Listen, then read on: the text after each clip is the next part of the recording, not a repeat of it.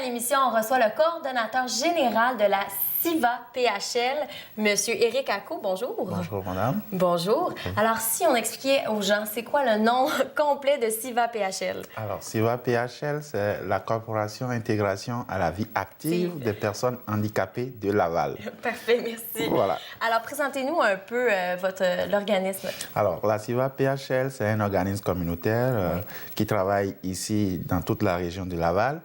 Un organisme créé depuis février 2001, mais qui travaille essentiellement à développer des habiletés sociales et puis les habiletés socio-professionnelles des jeunes handicapés résidant à Laval, âgés entre, on va dire, 16 et 35 ans. OK, d'accord. Voilà. Et votre mission, c'est quoi exactement? Alors, la mission, c'est d'aider les jeunes lavallois à développer des capacités socio-professionnelles en complémentarité avec les services existants, parce qu'on n'est pas le seul organisme à nous occuper des personnes handicapées à Laval.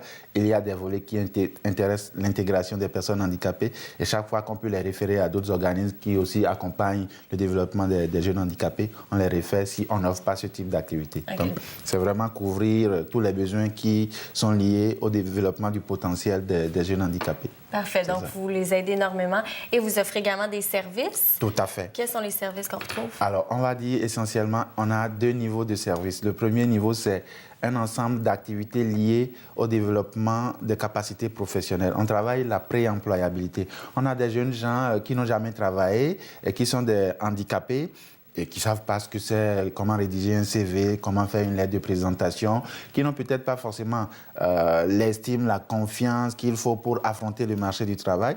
Alors, on va récupérer ces jeunes-là, on va travailler des habiletés avec eux, développer des ateliers pour développer l'estime de soi, la confiance en soi, la rédaction de CV, la lettre de présentation, comment on peut rechercher une offre d'emploi, leur offrir aussi des possibilités de stage, de bénévolat. Donc ça, c'est un volet vraiment essentiellement orienté sur le développement. Pour les encadrer beaucoup. Voilà, vers l'emploi. Donc pour faire la démarche vers l'emploi. Le deuxième volet, le deuxième niveau de service, c'est tout ce qui a rapport à l'intégration sociale.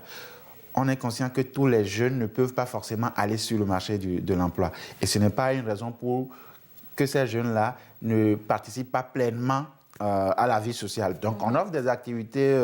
des activités aussi? Oui, de type purement social. Par exemple, on fait des activités de cuisine collective. Ah, c'est agréable. C'est ça, avec des jeunes qui se disent, ben voilà, moi, je vais apprendre à faire de la bonne cuisine à petit prix. Donc, on développe des activités de cuisine collective avec des groupes de jeunes. On fait aussi des activités de sortie. Ils peuvent sortir pour aller visiter différents endroits. Ça leur permet de réseauter, de se faire de nouveaux amis et de ne pas forcément rester derrière l'écran et Facebook. Donc, ils sortent. Et Facebook, voilà, c'est ça. C'est ça. Ils sortent pour se faire des amis, de visiter de nouvelles places et puis faire des activités ensemble. Et donc, c'est aussi ça ce qu'on fait comme activité. On a des ateliers d'informatique, des ateliers de photos, vidéos. Disons qu'on développe beaucoup plus tout ce qui est lié à l'apprentissage. Venir, même si on ne veut pas aller en emploi, mais venir apprendre quelque chose, même si on peut faire seul cette chose-là chez soi, et vraiment participer à la vie sociale. Donc voilà les deux niveaux de services qu'on offre, le volet employabilité et le volet intégration sociale. Et vous offrez aussi vous avez également beaucoup de projets? Ah oui, tout à fait. Vous savez, les personnes handicapées ont assez de besoins. Oui. Et vu que notre mandat, c'est vraiment d'aider ces jeunes-là ou ces personnes-là, nous avons effectivement beaucoup de projets. On a un projet qu'on a appelé Handicapable. Okay, handicapable, c'est ça. C'est effectivement pour montrer le potentiel de ces personnes handicapées-là, pour aller convaincre, on va dire, les employeurs. Parce que la société aussi fonctionne avec des préjugés qui sont tels que quand on voit une personne handicapée, on ne voit pas tout de suite le potentiel, on a peur de recruter le handicap. Alors que derrière le handicap, il y a tout un potentiel, il y a de la vie, il y a un dynamisme qu'on peut aussi offrir. Oui. Et donc, c'est de sensibiliser aussi les employeurs à différents niveaux. Voilà, et leur montrer que, exactement, et qu'ils ont les mêmes émotions que tout le monde et qu'on peut leur offrir leur chance, d'offrir ces possibilités de travail. On a des activités de camp de jour. camp de jour, mais oui, pendant l'été, où on offre cette activité pour 2 groupes de handicap. On a d'abord l'activité qu'on appelle Club Propulsion. Le Club Propulsion, c'est une activité de camp de jour pour des jeunes ados de 14 à 21 ans qui vivent avec une déficience physique. Donc là, c'est la déficience physique exclusivement. Donc, vous avez des groupes différents par type d'activité, exactement.